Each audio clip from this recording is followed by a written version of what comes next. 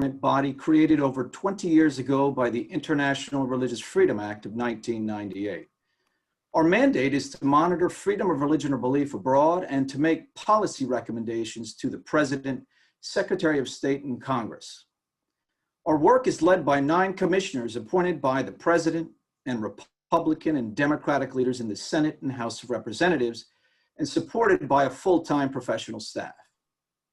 Today's conversation centers on President Donald Trump's recent executive order on advancing international religious freedom and its implications for the work of the U.S. Agency for International Development, or USAID. Our speakers today are well-versed on this topic. We have first USCIRF's Chair, Gayle Manchin, USCIRF's Vice Chair, Tony Perkins, and USAID's acting administrator, our special guest, John Barsa.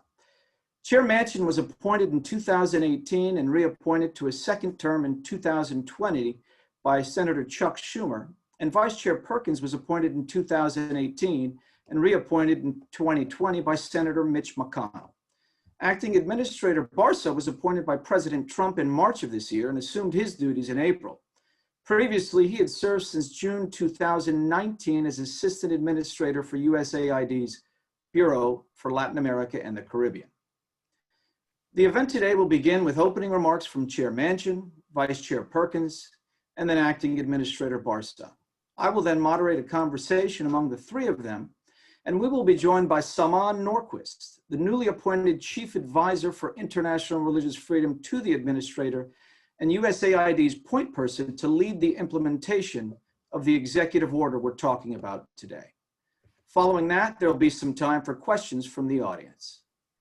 To ask a question, please use the Zoom webinar's Q&A function on the bottom center of your screen to submit your question in writing, which you can do at any time during the event starting now. With that said, it's my pleasure to turn the event over to USCIRF Chair Gayle Manchin.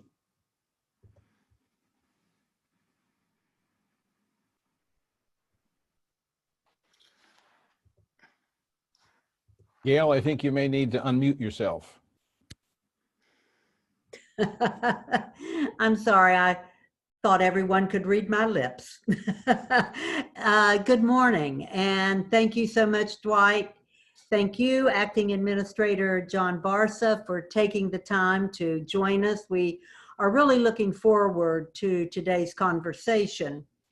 As previously mentioned, USCIRF is an independent, bipartisan advisory body mandated to make policy recommendations to the U.S. government on matters of international religious freedom. Some of you listening today might be familiar with our annual report released by May 1st each year, which covers our findings and recommendations on the countries that we find to be the worst religious freedom violators globally. In addition, we issue publications throughout the year on a variety of countries and issues related to international freedom, religious freedom. We have a Religious Prisoners of Conscience project through which our commissioners advocate on behalf of specific individuals imprisoned because of their religious belief, identity, or advocacy. We also maintain a public database of victims of specific religious freedom violations, which is one of our mandates. As part of USCIRF's mandate, we monitor and assess the U.S. government's implementation of the International Religious Freedom Act, or IRFA. IRFA is the 1998 law that established USCIRF. It also established the State Department's Office of International Religious Freedom, or IRF office, currently led by Ambassador-at-Large Sam Brownback. IRFA makes clear that promoting freedom of religion abroad should be a key foreign policy priority of the United States. Over the years, however, USCIRF has seen that some administrations have implemented IRFA more vigorously than others. Over the past 5 years, U.S. international religious freedom efforts have been an increasingly positive trajectory. Starting in 2015, under the leadership of then Ambassador at Large David Saperstein, who was USCIRF's very first chair from 1999 to 2000, the State Department's IRF office heightened its diplomatic efforts, reinvigorated the country of particular concern process, and expanded programs and training on religious freedom. In late 2016, Congress passed, and then President Barack Obama signed, the Frank Wolf International Religious Freedom Act, enacting important updates to IRFA's provisions, including requiring the designations of entities of particular concern.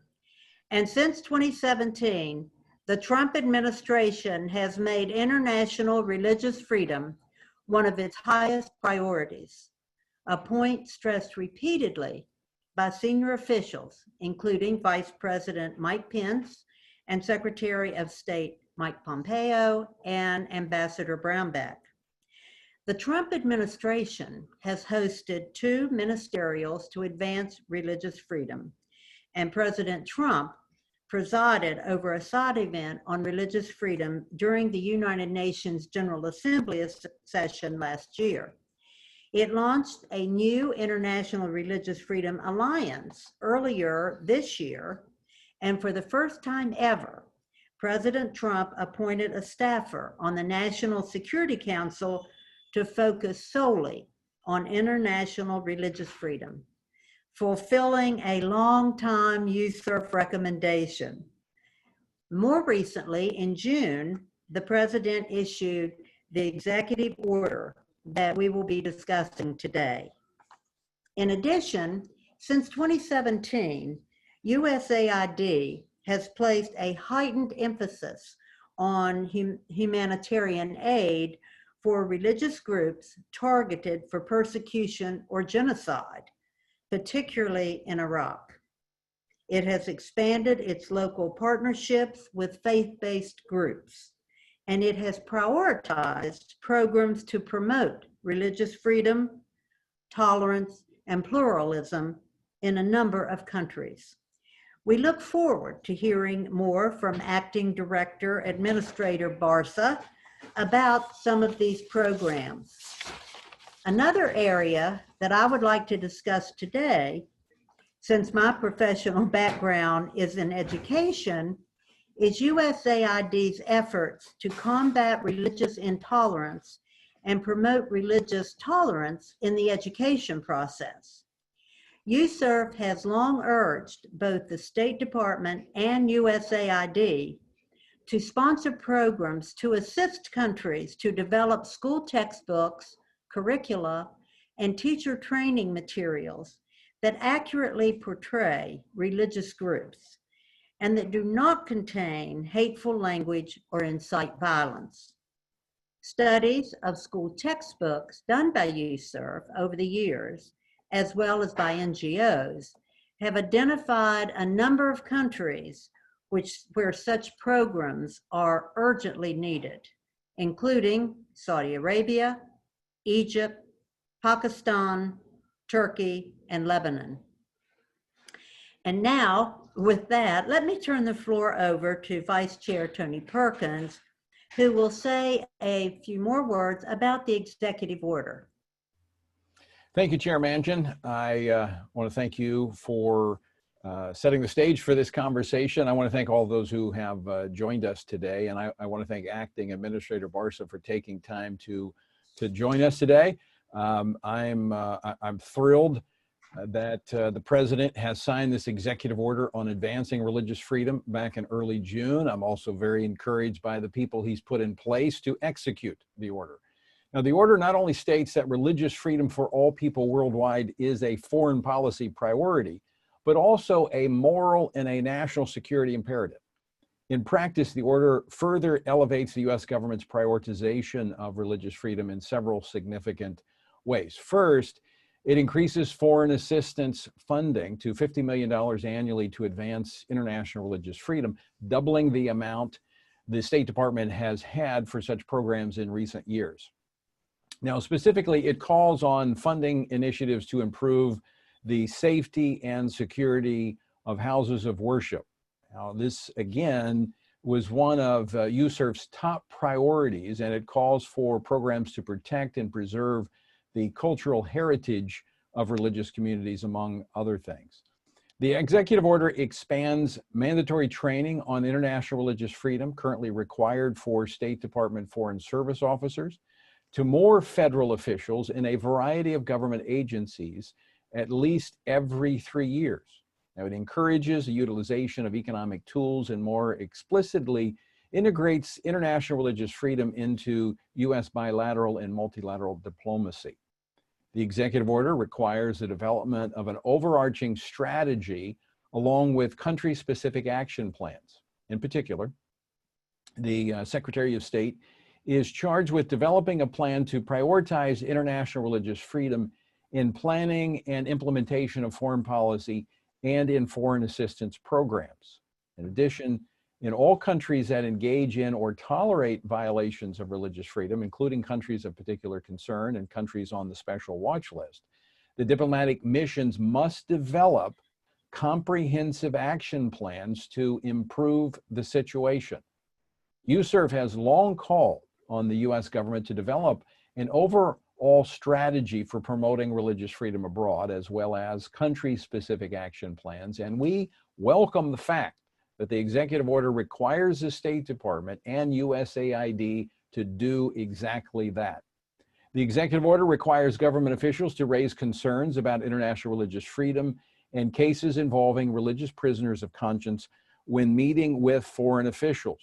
While many diplomats routinely discuss these issues with their counterparts, we were encouraged to see this type of advocacy codified into law, and that religious prisoners of conscience, another of USCIRF's top priorities, was explicitly mentioned. As Chair Manchin noted, USCIRF commissioners advocate on behalf of specific individuals imprisoned because of their beliefs through our Religious Prisoners of Conscience project. Through this work, we've actually seen the U.S. government engagement in and attention to these cases result in positive impact, and in some cases led to the release of religious prisoners of conscience. With that background on the executive order, I will now turn it over to the Acting Administrator, John Barsa, to discuss USAID's efforts to prioritize religious freedom. Administrator Barsa, thanks so much for joining us today, and the floor is now yours. Thank you very much, Tony.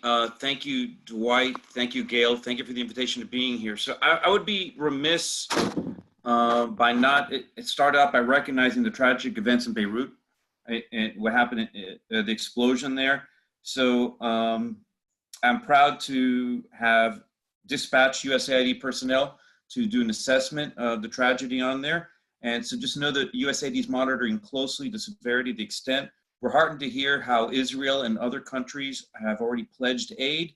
So we're very much on top of the issue there, and we'll see how things progress. But it is clearly a tragedy, and as the president expressed yesterday, we join in extending our sympathies to the Lebanese people in this time of suffering with them. But I truly am grateful for this opportunity to be with you all today. Grateful for our collaboration with the Commission, and we look forward to building on our partnership to defend the freedom of conscience of vulnerable communities around the world. I first want to talk about how USAID's work strengthens international freedom, religious freedom, and then how we are implementing the President's executive order. Today, too many people live in countries where religious freedom is threatened, restricted, and even denied. Believers of nearly all faiths, including Hindus, Buddhists, Christians, Muslims, and Jews, have been increasingly persecuted over the past decade. I want to emphasize that USAID does not condone violence or discrimination against any religious community, no matter what their faith. Religious freedom, what we as Americans call our first freedom, is both a U.S. national security imperative and a universal human right. For Americans, religious freedom is grounded in our founding documents and has always been a bipartisan issue. Under President Clinton, the International Religious Freedom Act was signed, and under President Obama, the Frank R. Wolf International Religious Freedom Act was enacted. More recently, President Trump signed the bipartisan Iraq and Syria Genocide Relief and Accountability Act, which authorizes assistance to victims of genocide and crimes against humanity committed by ISIS. He also signed the Nicaragua Human Rights and Anti-Corruption Act, which imposes sanctions against violators of civil rights in Nicaragua. We've seen increasing cases of Nicaraguan government forces targeting Catholic clergy and worshipers.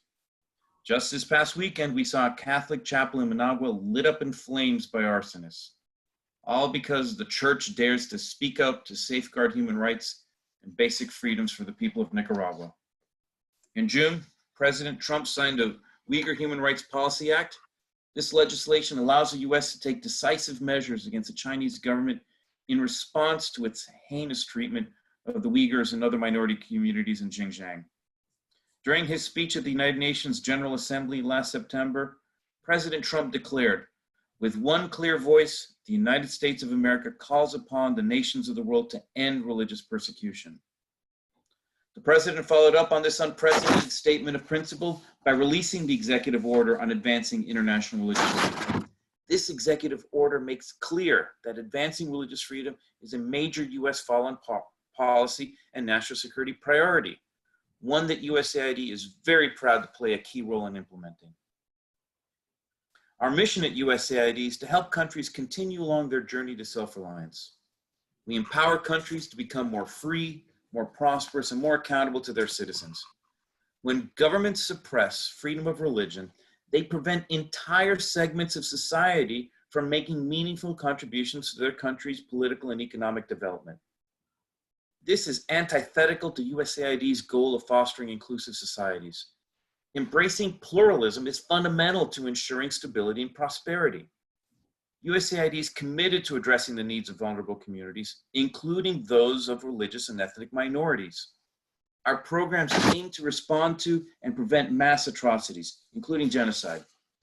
Most recently, in northern Iraq and Syria, our efforts have focused on helping communities recover from the genocidal campaign by the so-called Islamic State. 2 days ago marked 6 years since ISIS's occupation of the town of Sinjar.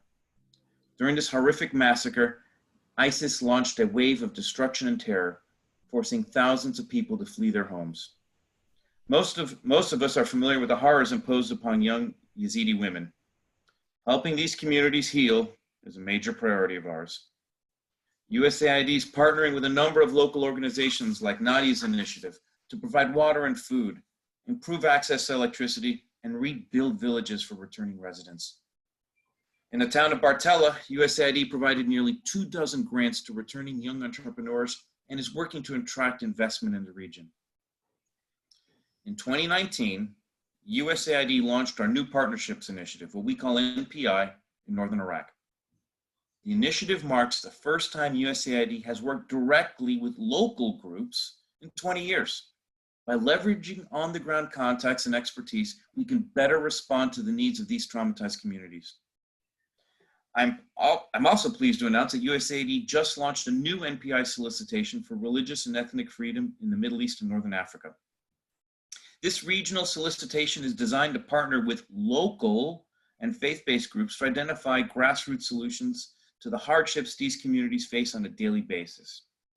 We are similarly partnering with the Greek Orthodox Patriarch of Antioch Department of Ecumenical Relations and Development in Syria to provide valuable job training to religious and ethnic minorities. This training will provide employment and business management skills and access to credit so people can rebuild their ventures after years of conflict. USAID is also taking action in West Africa.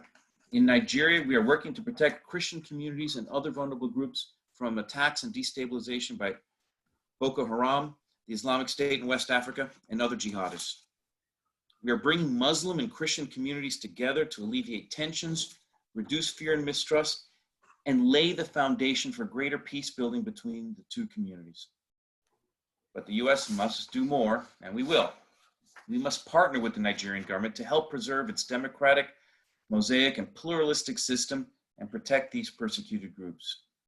And we must engage with work more directly with our local faith-based organizations so that our aid can reach communities at the grassroots level.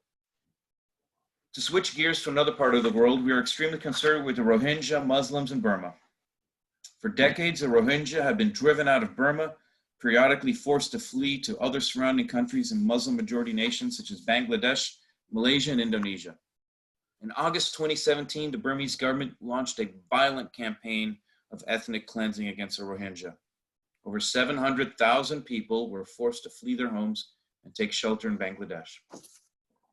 USAID, in partnership with the State Department, is leading the global response to this complex crisis. We've provided more than $950 million in humanitarian aid for IDPs in Burma and refugees and host communities in Bangladesh. Lastly, we remain steadfast in our support for persecuted minority groups in Xinjiang, China. USAID supports the Uyghur community and other Muslim ethnic groups who face systematic repression and abuse. The Chinese Communist Party has forcibly imprisoned over 1 million Muslims and other minorities in a brutal campaign to expunge their religion and culture. We've all seen the reports of forced sterilization. The CCP's treatment of its Uyghur population is cruel, barbaric, and insidious. USAID will not stand idly by as the CCP carries out abuses targeting people who simply want to practice their customs and faith. We are expanding our existing network to alert the world of their persecution. We are ratcheting up pressure on the Chinese government to end its forced labor practices. And we are calling for the CCP to immediately cease the oppression of its own citizens in Xinjiang. I can continue with examples of the work USAID is doing around the world, but I'd like to highlight another aspect of our work on international religious freedom. In this context, USAID is advancing religious freedom by working directly with faith-based organizations like Catholic Relief Services, Samaritan's Purse, and Lutheran World Relief. These organizations do more than just provide humanitarian and development assistance. They turn faith into action. As you can see, USAID has an unwavering commitment to international religious freedom. President Trump's executive order on international religious freedom cements the important role our agency plays in carrying out this U.S. foreign policy priority. Here's how the order does that. First, the United States will budget at least $50 million per year on programs that advance international religious freedom. USAID is working closely with the State Department to realize this and ensure that protecting religious freedom is a central tenet of our foreign assistance strategy. Our programs will focus on preventing attacks on religious minority communities, preserving pluralistic cultural heritage. And we will ensure our assistance addresses the political, social, and economic constraints that religious and ethnic communities face on a daily basis. Second, the State Department and USAID now mandate that Foreign Service officers undergo training on how to promote international religious freedom. We've already gotten a head start on this. In January 2020, USAID mandated all its Foreign Service officers to take training on upholding religious liberty. Third, the order states that the U.S. government will expand the availability of economic tools to support allies of religious freedom and confront bad actors.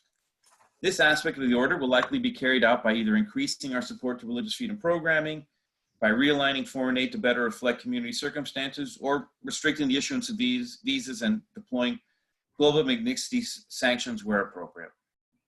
The executive order recognizes that healthy societies protect religious freedoms, just as they protect property rights, legal rights, and human and civil rights of all kinds. USAID is fully committed to carrying out the President's executive order. I'm proud to have Saman Norquist leading USAID's implementation as our new Chief Advisor for International Religious Freedom. Samal has led our post-ISIS recovery program in Northern Iraq over the past 2 years, and I can't think of anyone better able to take on this global effort.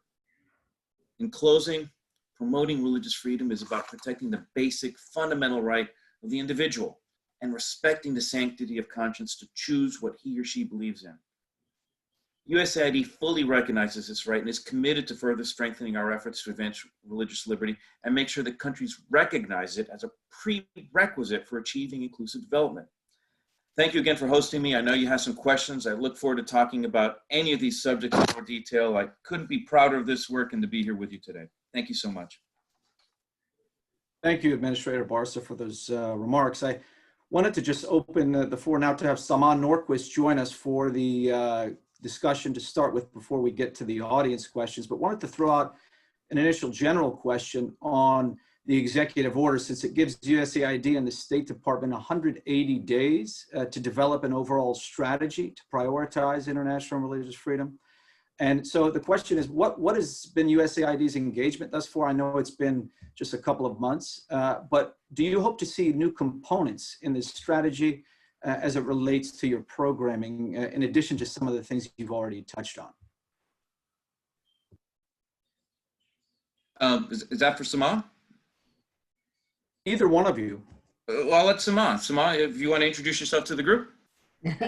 Thank you, Dwight. Thank you, Chairman Manchin and Co-Chair Perkins, and thank you, sir, and thank you for this opportunity. We're very excited to continue and grateful for this partnership that we have with USCIRF. To answer your question, Dwight, so the executive order mandates the Secretary of State to provide a plan for the White House by November 29th, roughly.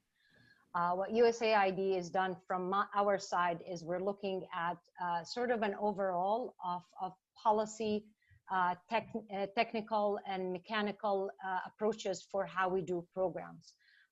As you know, as Tony alluded to, this executive order makes religious freedom a national security imperative. And as it becomes part of what we do in programs, we're trying to insert that policy as a cross-cutting issue for all programs we do. Chairman mentioned education.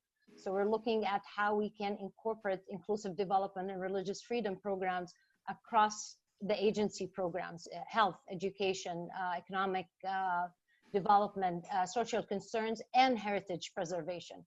So there are 6 pillars that USAID has worked with the State Department to develop in order to fund money and put the money into it. And those are the 6 pillars that we're looking at, and education is certainly one of them.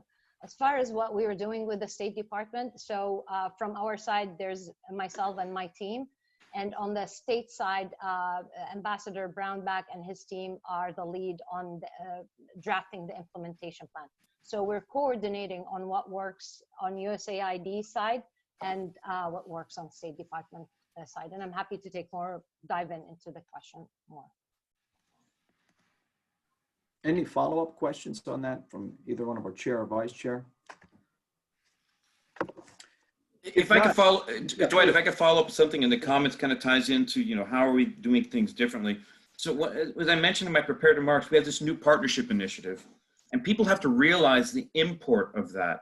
So it's a change in approach. Instead of, you know, certainly, you know, people get into habits, and we have certainly many NGOs we work with consistently over the years. With the new partnership initiative, we're expanding the base of people, of organizations we work with. We want to work closely with those organizations who are based in the communities in which they serve. So tied to the local organizations, organizations, you know, and smaller NGOs, faith-based or not, who have ties to these communities. So it is good government in a variety of levels. It's expanding the basic contractors you work with, and again, being more effective, having more cultural understanding, religious freedom. So the new partnership initiative is extremely important. It's one of those little things in government, if you're not paying attention, you kind of miss the import, but it's really key in changing the way USAID operates in the field. Well, Administrator Barsa, that was sort of my question. So the closer partnership and working with the locals in the communities is that's sort of a new level of working that was not in the plan before. Is that, I mean, that seems to be what you're emphasizing. Yes, ma'am. So certainly, so the new partnership initiative started out under my predecessor, Mark Green at USAID. So I have been here to see this come to fruition, and I'm extremely, I mean, it is good government in so many different ways. I mean, even if we weren't working religious freedom on any topic in terms of government, you should always have a broad base of contractors you work with. That it gives diversity, gives, you know, gives government better solutions, especially when we're working with communities overseas. You don't want some foreign entity who doesn't understand the cultures, the language, and the situation on the ground to come in and swoop in saying, I know best. No, you want to work with those grassroots-based organizations in the field, religious, from the same religious communities or not, but people have ties to the community who better understand the community. So it is, I could not be prouder of the new partnership initiative. So we started in Iraq and we have new solicitations coming out. So this is the way we're going to be working going forward. Thank you.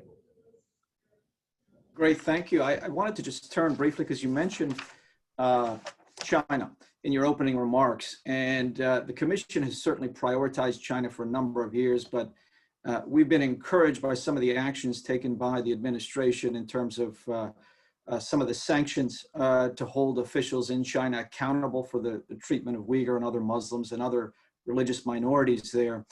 But in addition to that, Congress has also passed the Uyghur Human Rights Policy Act. You referenced some prioritization there for what's going on, the tragic situation, and then the recent sanctioning of that entity that's really in Xinjiang that's targeted on the Uyghurs. Could you tell us a little bit more about what USAID's angle is on that situation? Well, first of all, let me tell you a little bit more about myself.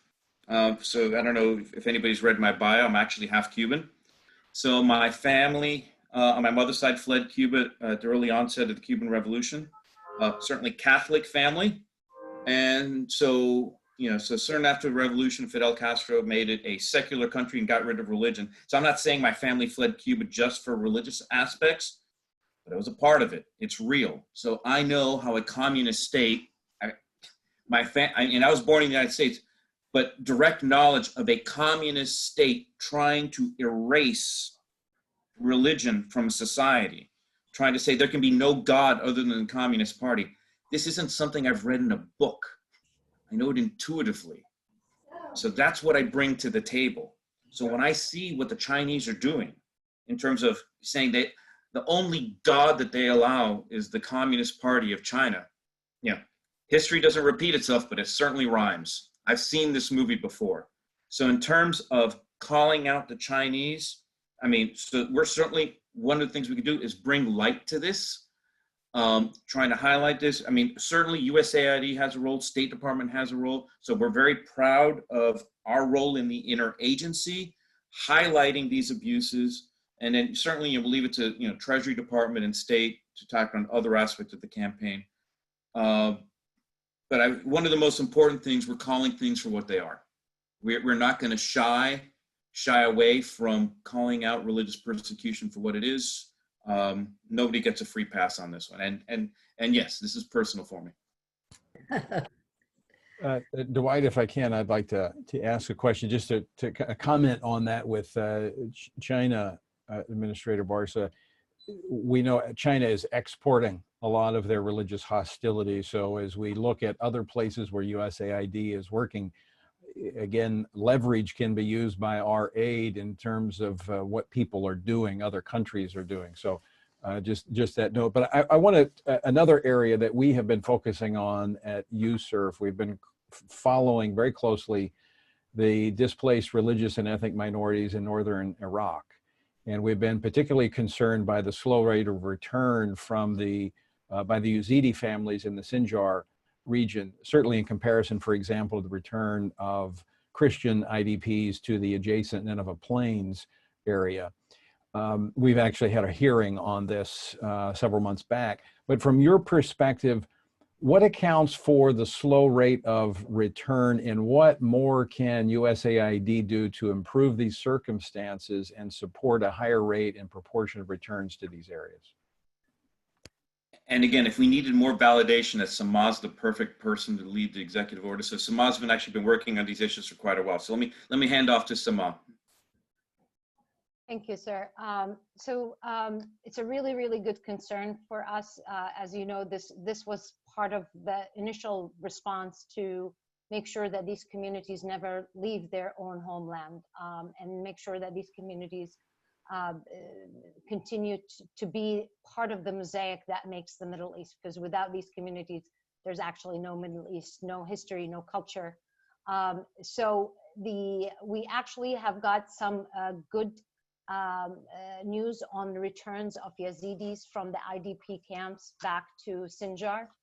Unfortunately, those are for two unfortunate reasons. One, the spread of COVID and the fear of the spread of COVID in IDP camps. The other one is the Turkish airstrikes around the areas of the IDP camps. So a lot of that contribute to them to return because they feel like Sinjar is a better place for them. However, we're also working on doing a number of projects in Sinjar and help, as the acting administrator referred to, working with Nadia Murad's initiative in building, fixing electricity, some of the schools, some of the programs that we have, water. We actually did some of the programs in coordination with the government of Hungary, because USAID has signed a memorandum of understanding with the government of Hungary back in 2018. So we did a lot of that coordination of work between us and the government of Hungary. So USAID can do a lot of the good work on the programs on the ground.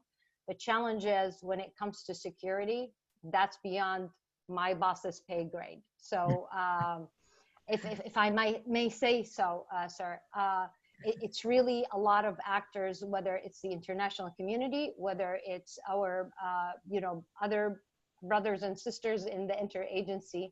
But in terms of what USAID has done, we are very proud of what we were able to deliver to victims of genocides, both on the Christian side and the Yazidi side.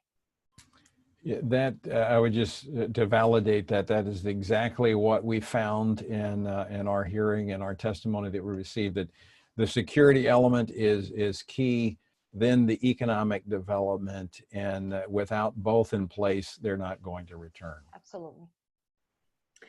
Another area of concern, we know that USAID's Center for Faith and Opportunity initiatives recently contracted with the United States Institute for Peace on the Closing the Gap project, which will explore the rise of the global rise in religious restrictions in order to make more effective policy and programming.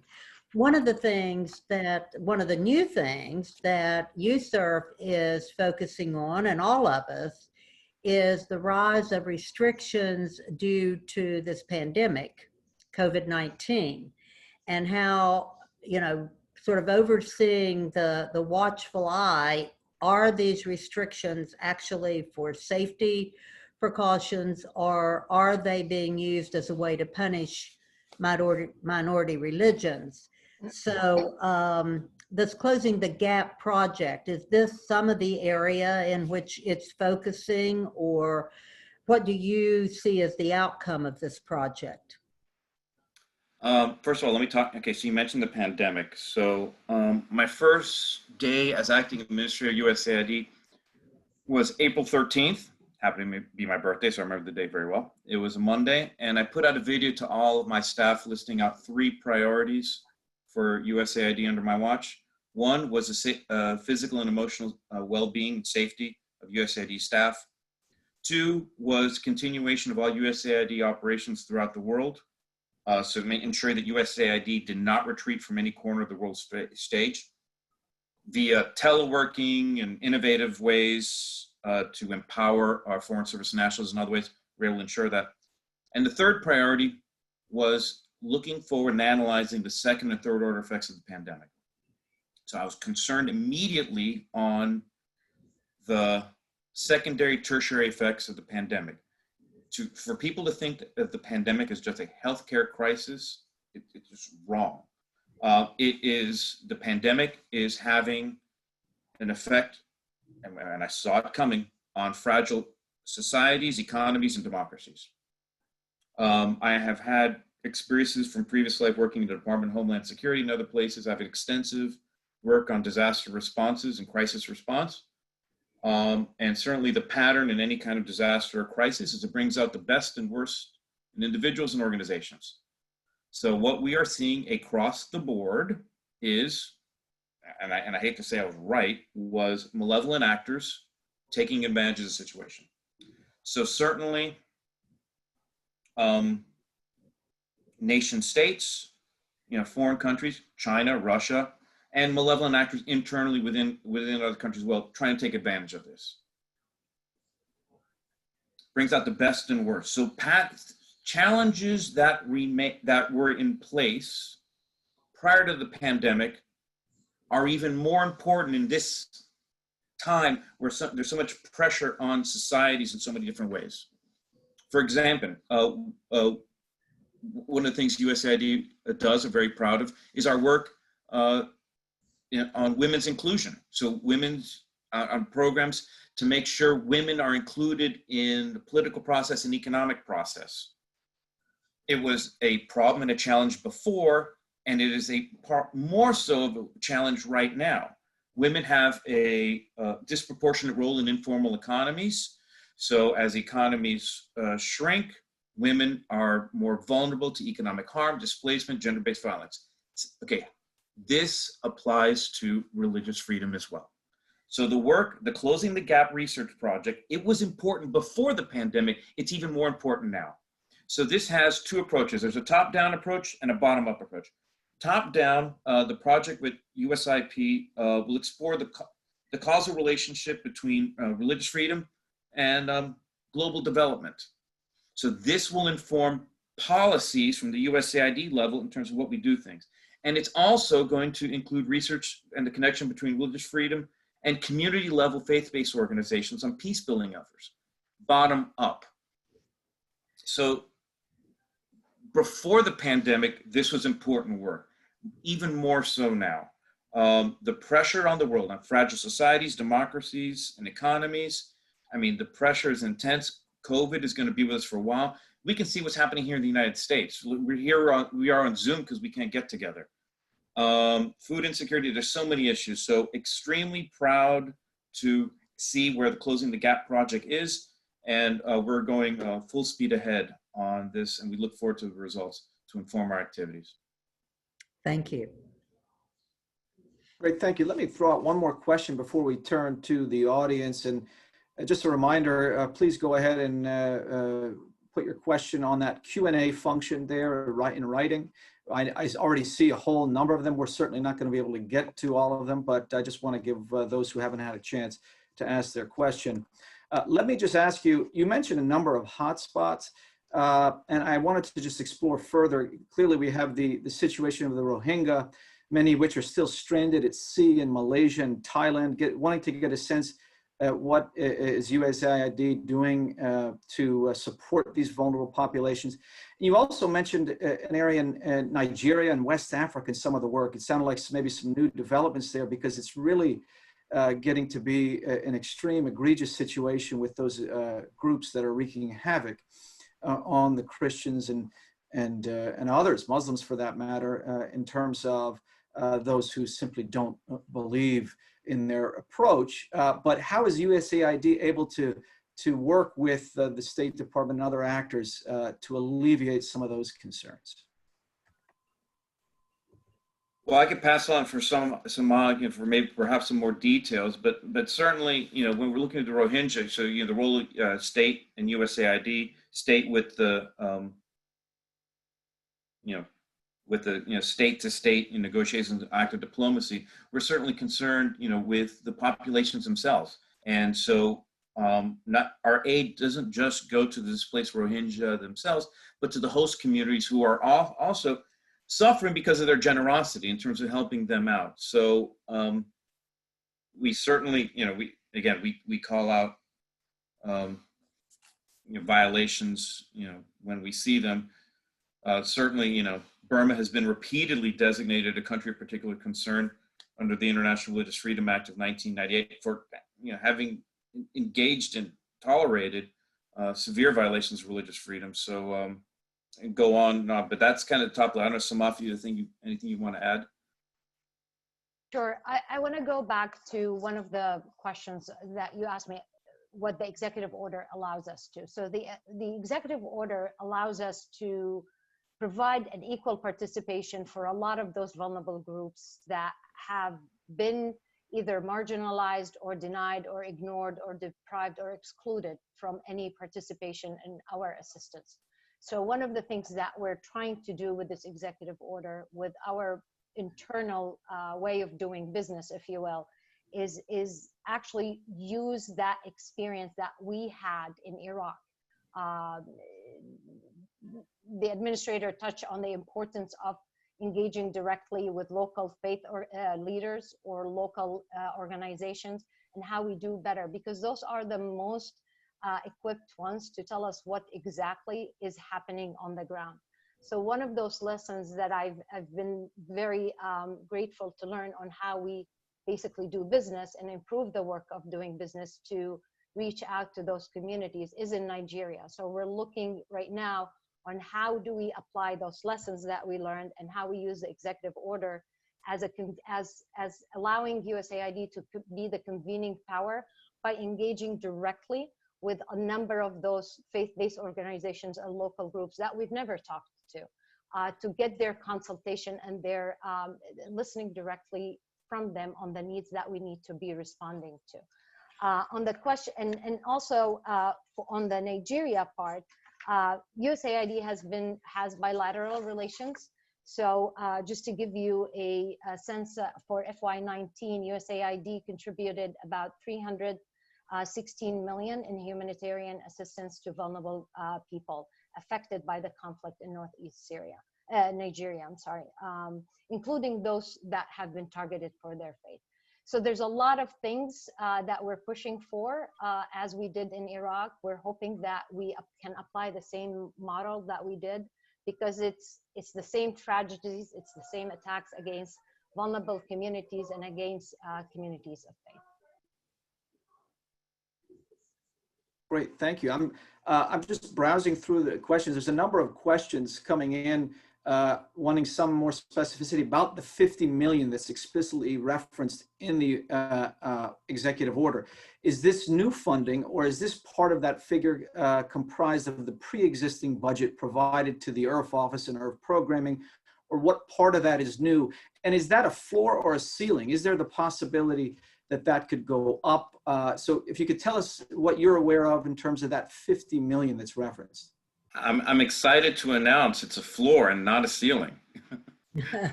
So we're very excited about that. We're certainly open to more. So these are existing funds, but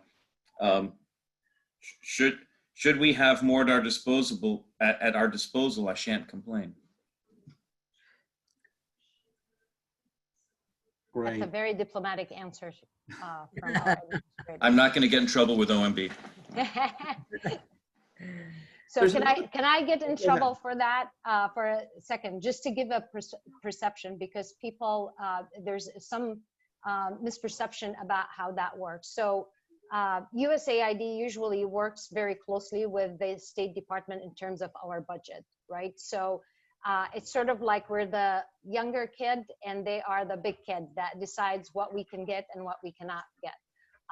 However, there are usually some in the budgetary world, some countries and some missions do not obligate on time. So sometimes there are extra monies. There are sometimes that are ways of finding an extra bucket. So there's a lot of negotiations that happens with the USAID team and State Department team.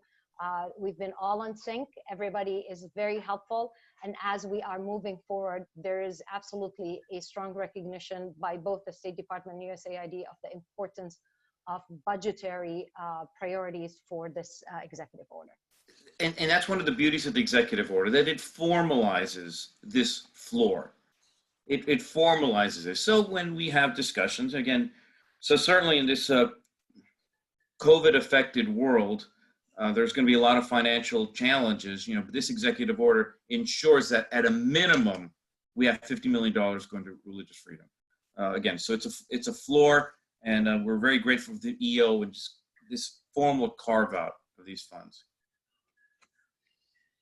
Right, and follow up, there's also some interest in differentiating between the programming that the State Department does. They have their own programming and you have your own. Could you just elaborate a little bit more on some of the differences? And that gets to the different roles, obviously, in implementing this executive order between the State Department and USAID. I know there's close partnerships, but could you just elaborate a little bit more in that area? So I'll let Samad get into the details of, you know, the granular interactions, but certainly thematically, I mean, absolutely it's a team sport. So not only is it close collaboration with the State Department, it's close collaboration with the NSC and, you know, other entities throughout the interagency. Everybody has a role to play. So what part of my job is to ensure we are in sync, and I'm happy to report that we are collaborating throughout the interagency with state in particular, but with the NSC as well, to ensure that we are all focused on this issue. So regular communications with Ambassador Brownback and his team. So I know, Samah, if you want to.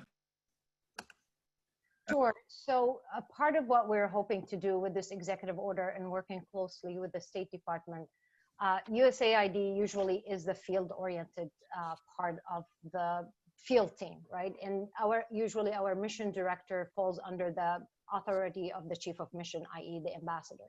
So a lot of that work is very, very closely coordinated, even more so on the ground than in Washington sometimes. What we're hoping for that, as I said, there's a lot of good work that USAID gets into in terms of you know, helping with economy, social concerns, educational constraints, all those programs that USAID usually do. What we're hoping to do, because what the executive order mandates the State Department, is use the power of public diplomacy in telling the story and the push and the priority of advancing religious freedom for the American people all over the world. So what we're hoping to do is intermesh those programs and offer them as part of the America story overseas, because sometimes we forget to brand and we forget to talk about all the good stuff and we hide behind it. And there's so much that the American people should be proud of that we do around the world to help vulnerable communities that have been either persecuted or discriminated against, either by state actors or non-state actors. And again, if I could jump back in again, the role of coordination, cooperation is key. So you mentioned China. So USAID has a role, Treasury has a role. So, you know, one of the key elements is the role of the NSC, and Sarah Macon in particular. So Sarah Macon's at the NSC, under her leadership, coordinating all efforts at USAID, State Department. So one of the things we're doing in this administration is ensuring that every player is talking to each other. Nobody's operating in a silo. So, you know, under Sarah's leadership, we're able to coordinate and make sure that everybody moves forward in a coordinated fashion to be very effective. So we're very, very, very, I've been in government, in and around government too long to not appreciate the role of the interagency. So I'm very glad that we have leaders like Sarah coordinating at the NSC. So it's a team sport and we're really excited. Great. Before I turn for some closing thoughts from our chair and vice chair, if they'd like to jump in, just want to pull a few other questions together, some technical questions for both of you. Is there a strategy for incorporating or expanding the religious freedom components as indicators and metrics within measurement and evaluation of structures within USAID? The indicators and metrics help drive and institutionalize various rights issues within the development sector. And so there's questions on that. And then another angle is, can you comment on the congressional appropriations, how this impacts your ability to exercise your authority under the executive order? Since appropriations sometimes take longer and haven't passed Congress, does that impede your work, or how do you handle that? So, sir, I'll let you answer the congressional question. I'll take the technical question. Fair enough. So I started out as a young person with a full head of hair as a congressional staffer. So I'm just trying to think back on how many years we've actually had appropriations meet on the deadline. So I think in terms of a normal appropriation cycle, I wouldn't know what that looked like. Regarding congressional appropriation, we'll be just fine. Yes, we have good practice dealing with omnibuses and existing funds. So don't worry about the appropriation cycle. We'll get the work done. Sama? So one of the things that I've never thought that I will be able to accomplish in my tenure, in the last 3 years that I've been with the USAID, is actually start speaking aid. But I have worked with an incredible number of civil servant and foreign service officers that taught me how we need to institutionalize policies, right? Every administration comes in with its own initiatives and its priorities. But what we were able to do is build a real good coalition on how we cement this work before even the executive order came. The executive order allows us to do is actually work with our policy issue to create those metrics. How do we start a policy and do a metrics, not only a metrics, but also an inventory of all our programs that we do in the field, because there's so much that we're doing that actually amplify this executive order, but it's all over the place. And what we're trying to do is streamline everything and do an inventory of what we do so that we are able to see the effects of it, the needs, the level of engagement with religious and ethnic groups on the ground, and the needs, and that we are able to identify and work directly with those groups. In addition to that, we are engaging within our agency, as the administrator mentioned, that we have the training class that we're doing. So we're working on the workforce training, that they are able to think about how we look at the executive order or religious freedom programming and institutionalize that into the bloodstream of programming, because it's all a human rights issue and it's all a development issue. And without advocating and pushing and empowering those communities, those societies will never flourish when you neglect such communities. And if I can give just another note in terms of how USAID is implementing things. So I mentioned that, I got my start in Washington, D.C. decades ago working on Capitol Hill. So I've kind of come up through the rank. Having done so, I've come up with an appreciation of systems and management and incentives and education. So part of this training for the foreign service officers in their career development, this is lasting change. Is certainly, one of my beliefs as a public servant is to leave an organization in a better place than when you found it. I'm grateful for the organization that Mark Green left and that I inherited. So part of my charter here, part of my beliefs, my goal is to make sure USAID is better off. So institutionalized training. So it's not just, acting administrator Bartner said, thou shalt do this, and then it disappears when I'm gone, whenever I'm gone. But how do you change the institution at USAID to inculcate the training and the beliefs so it's a systemic, continuing effort? So that's what Samal was referencing. That's what I was referencing before, the training for the foreign service officer, the institutional change, the new partnership initiative to change the way that USAID contracts out in the field. These are things that we're putting in place that are going to last for a long, long time. Thank you very much. Let me turn it over to our chair and vice chair for any closing comments or remarks that they'd like to make at this time, since we're running short now on time. Well, I would just reiterate, and certainly everything that you have said, Administrator Barsa, also Sama, is rewarding to us, overwhelming, but it also certainly quantifies why we were so thrilled that President Trump issued this executive order, because it certainly elevates international religious freedom to a whole new level as part of our interaction with countries in any kind of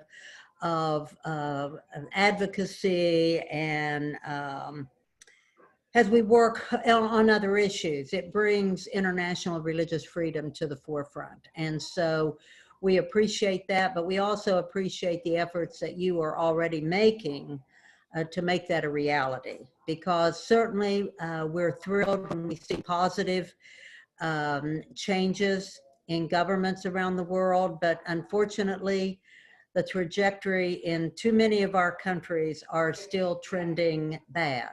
And so this work continues to be so critically important. and to be able to be a partner with USAID, other NGOs, and certainly, as you have reiterated throughout your comments, John, that whole community level work, working within those communities at that local level. It gives people around the world hope. And certainly that's part of our mission in giving hope, but also then in hoping to provide a solution. So thank you for the outstanding work that you're doing. We look forward to our work together, and certainly through this executive order, it allows us and almost mandates us to do it better, do it stronger, and do it together. So thank you so much. Well, I want to first just again thank you. I know the Administrator Barsa, so I know your schedules are busy, but I think it was important to have this conversation and let people know, because what I have found, a lot of the work that USAID is doing, has done, plans to do, is not necessarily reported on in the media. And so I don't think people realize exactly what we're doing. I know that I didn't until I got much deeper into this. And the fact that USAID is reflective of the values that this country wants to communicate of religious freedom is extremely important. And I'll quote you, Administrator Barsa, I'm thrilled. I'm excited as well because of what you said in your closing comments about systemic change.